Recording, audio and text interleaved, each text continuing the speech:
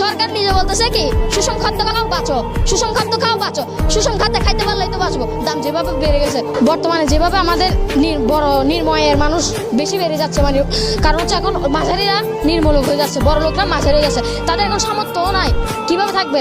কারণ জিনিসের দাম বেড়ে গেছে। এখন চালের কেজি মানে 300 টাকা করে দিচ্ছে, মানে ওগুলো কি ভালো? তেমনভাবে খাতার দাম, বইয়ের দাম, পেন্সিলের দাম ওগুলো দিন দিন বেড়ে যাচ্ছে। একটা তো 10 টাকা কলম 12 টাকা করে দেওয়া হচ্ছে, তাতে আমাদের সেই স্টুডেন্টদের লিখতে অসুবিধা হচ্ছে। আমরা কি এগুলা মেনে নিতে পারতেছি? মানে নির্মূলকরা কিভাবে চলবে? কিভাবে চলবে? তারা কিভাবে পড়াশোনা করবে? তাদের তো গাইড কেনার টাকা নাই, থাকবে কিভাবে? এখন 600 টাকা গাইড করে দিয়েছে, আগে ছিল 400 টাকা গাইড। ওগুলো কি কোনো দেখা যায়? নির্মূলকের মানুষরা আমাদের ক্লাসে কমপক্ষে 100 জনের মধ্যে 20 জন ইজিলি নির্মূলক। তারা কি করবে?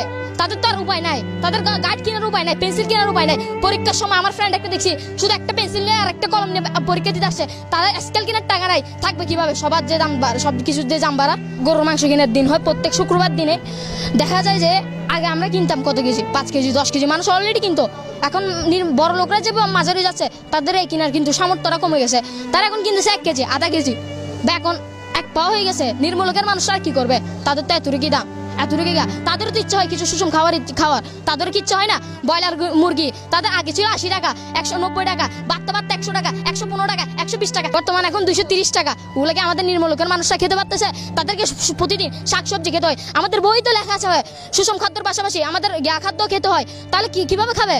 কিভাবে খাচ্ছে? সেগুলোর তো দাম বেড়ে যাচ্ছে, খাতা কলম দাম বেড়ে যাচ্ছে, বই খাতা দাম বেড়ে যাচ্ছে, সবকিছুরই তো দাম বাড়তেছে। কিসের দাম কমতেছে? এটা তো বাংলাদেশে কমতেছে না, বাংলাদেশে শুধু বাড়তে আছে। কখন কমবে বাংলাদেশ? এটা কি বাংলাদেশে? আমাদের সবার তো হক আছে, সবার কিছু তো খাওয়ার আছে। আজকে বাংলাদেশের মানুষরা কি খাবে?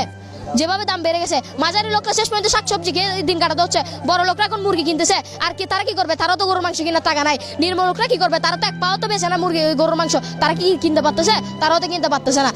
কলা, আপেল ওগুলো খাওয়া প্রতিদিনই বই লেখা আছে, আমাদের নিজের কিছু না, বই তো লেখা আছে আমাদের। যেমন ইংলিশ বইয়ে লেখা আছে ফুড অ্যান্ড নিউট্রিশন, ওগুলোতে ফুড ফর যা আছে সব। এখন বাজারে দেখতে গেলে আগে ছিল 80 টাকা আপেল, এরকমও ছিল 110, 120, 130, 140, কত 220 টাকাও আসছে।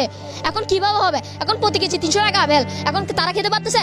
কিভাবে খাবে? এখন হচ্ছে সুষম খাদ্য, শুধু শাক শাক শাক শাক শাক, কি খাবে আর? সরকার নিজে বলতেছে কি সুষম খাদ্য খাও বাঁচো, সুষম খাদ্য খাও বাঁচো, সুষম খাদ্য খাইতে পারলেই তো বাঁচবো। দাম যেভাবে বেড়ে গেছে, আমি সরকারের কাছে একটা আবেদন চাই, শুধু পেন্সিল খাতা কলম ওগুলোর দাম কমাই দেয়, আমি সরকারের কাছে একটু আবেদন চাই।